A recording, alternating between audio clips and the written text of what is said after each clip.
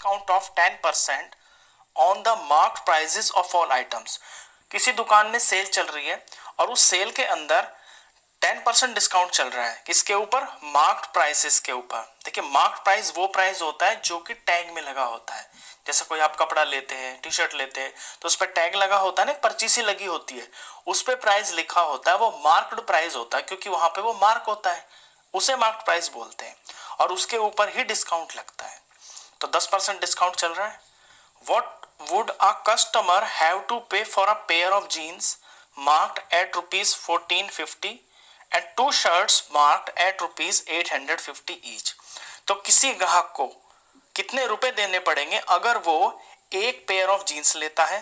Pair of jeans हम pair उस चीज के अंदर लगाते हैं जहां पे दो चीजें होती हैं। जैसे आप जीन्स खरीदते हो ना, तो उसके जहां से दो लेग्स होते हैं जीन्स के, ऐसे ट्राउजर्स के, पैंट के भी होते हैं। जो चीजें पेयर में होती है ना, उन्हें हम पेयर बोलते हैं। ऐसे जूते होते हैं, उनको पेयर ऑफ शूज बोलते हैं। जुराबे होती है, उन्हें पेयर ऑफ सॉक्स बोलते हैं। तो इसमें आप कंफ्यूज मत हो ना, ये मत समझना कि दो जीन्स खरीदी है, एक जीन्स को ही पेयर ऑफ जीन्स बोलते हैं। तो एक कस्टमर ने एक तो खरीदी जीन्स की पैंट 1450 की, और उसने दो शर्ट्स खरीदी और एक शर्ट 850 रुपए की थी। तो आपको यह बताना है कि उस कस्टमर को कितने पैसे देने हैं दुकानदार को। अब देखिए, सबसे पहले तो हम ये निकालेंगे कि जो चीजें उसने खरीदी है ना, उनका मार्क प्राइस एक्चुअली कितना है, मतलब उनकी पर्चियों पे जितना लिखा हुआ है उसका सम कितना है। तो मार्क प्राइस को एमपी से डिनोट करते हैं शॉर्ट में। मार्क प्राइस ऑफ जीन्स लिख देते हैं, पेयर ऑफ जीन्स लिख देते हैं, पेयर ऑफ जीन्स यानी जीन्स की पैंट, उसकी पर्ची पे लिखा हुआ है 1450। और marked price of two shirts, दो कमीजों का मार्क्ड प्राइस हो जाएगा। एक जो है शर्ट, उसका मार्क्ड प्राइस 850 है, तो दो का कितना हो जाएगा? दो से मल्टीप्लाई कर देंगे। जब इसे दो से मल्टीप्लाई करेंगे तो ये हो जाएगा 1700। तो इतने रुपए की उसने शॉपिंग की है। इसे टोटल कर लेते हैं, 0, 5 और ये 1 आ गया, ये 3। तो ये टोटल एमपी हो गया।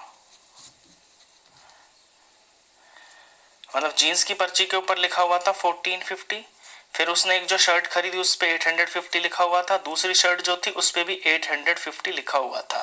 तो कस्टमर ने उसका सम किया तो ये आया 3150 रुपीज। अब इसके ऊपर डिस्काउंट देना है। डिस्काउंट हमेशा एमपी के ऊपर ही निकलता है। तो डिस्काउंट निकालते हैं, इसमें से कितना बनेगा। डिस्काउंट है 10% और 10% किसका? एमपी का। मार्क प्राइस के ऊपर हमेशा डिस्काउंट निकलता है। तो 10% ऑफ ये मार्क प्राइस है 3150। इसे सॉल्व करें, ऊपर के जीरो से एक नीचे का जीरो कट गया, ऊपर के से एक नीचे का कट गया, तो ये चीज डिस्काउंट निकल के आया 3151 315। तो 315 रुपए का डिस्काउंट हो गया। अब पर्चियों पे जो टोटल था वो तो इतना है और कस्टमर डिस्काउंट देगा 315 रुपए का, तो वो चीज उसको कितने में मिलेगी? इससे तो कम में मिलेगी ना। तो एमपी में से डिस्काउंट को माइनस कर देते हैं तो उतना कस्टमर को पे करना पड़ता है। अब हमारा आंसर आएगा, कस्टमर हैज टू पे कितना? एमपी में से माइनस करना है डिस्काउंट। एमपी है 3150 माइनस डिस्काउंट है 315, माइनस करते हैं 3150, 315, 10 में से 5 गया 5, 5 में से 1 गया 3, 4 रह गया ना यहाँ पे, और यहाँ 11 में से 3 गया 8 और यहाँ पर 2 बच गया, 2835। और ये रुपीज है।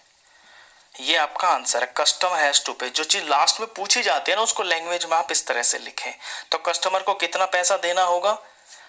2835। पर्चियों पे तो टोटल इतना होगा, इतने का उसे डिस्काउंट मिल गया। डिस्काउंट जो है ना कम हो जाता है, उतने में कस्टमर चीज कम देता है ना डिस्काउंट में, तो वो इतने रुपए पे करेगा। लास्ट में आप यूनिट जरूर लगाया करें।